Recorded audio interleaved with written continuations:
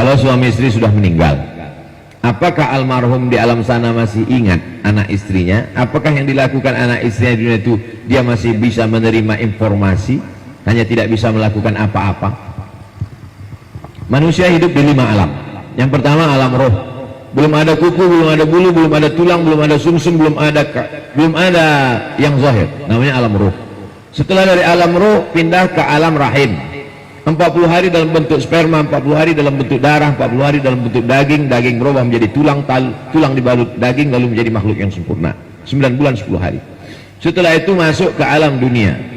Setelah dari alam dunia 63 tahun. Kata Nabi, umur umatku baina sittina wa sab'in, antara 60-70. Habis itu pindah ke 4 alam barzah. Di alam barzah ini yang paling lama. Yang meninggal, bayangkan Gajah Mada udah berapa lama di alam barzah? Yang meninggal tahun 1000, sekarang 2020, berarti sudah di alam barzah 1020 tahun. Jadi begitu bodohnya manusia mempersiapkan pensiun tapi tidak mempersiapkan alam barzah. Alhamdulillah Pak Ustadz, untuk pensiun sudah siap, 100 ruku sudah siap, tapi alam barzah belum siap apa-apa. Padahal pensiun sebentar, bahkan tak sampai pensiun sudah meninggal. Sementara alam barzah 1000 tahun menunggu hari kiamat. Yang kelima alam akhirat. Kelima-lima alam ini kita hidup. Alam roh kita hidup, alam rahim kita hidup, alam dunia kita hidup, alam barzah kita hidup, alam akhirat kita hidup. Kita tak pernah mati. Yang ada itu hanya berpisah ruh dari jasad. Dan tidak ada roh gentayangan. Orang yang mengatakan roh gentayangan itu terlalu banyak nonton Suster Ngesot, Sundel Bolong, Nyiblorong. Jangan sampai kita ceritakan ke anak-anak kita. Jadi kalau Abdul Somad meninggal, ruhnya di mana? Ada beberapa riwayat. Riwayat pertama mengatakan ruh orang baik tempatnya Illiyin, ruh orang jahat tempatnya Sijjin. Pendapat kedua mengatakan ruh itu tempatnya di alam kubur. Ruh yang ketiga mengatakan pendapat Imam Malik, al-arwahul mursalah, ruh itu dilepaskan Allah Subhanahu wa taala. 3 pendapat ini tidak kontradiktif. 3 pendapat ini bisa dikombinasikan.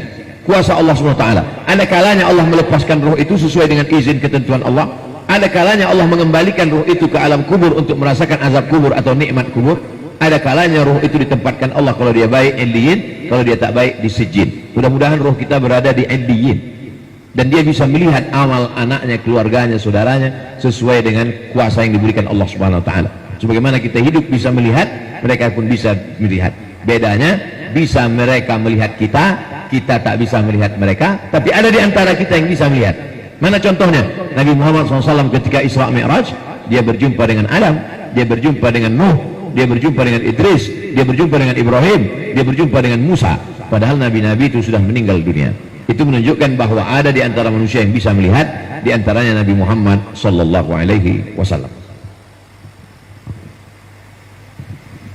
Pertanyaan terakhir, Pak Ustadz, UAS itu sudah Ustadz Abdul Somad yang sering saya tonton hanya lewat YouTube. Salam sesama anak Riau dari Duri di Riau. Pertanyaan saya keluar dari topik. Saya hanya ingin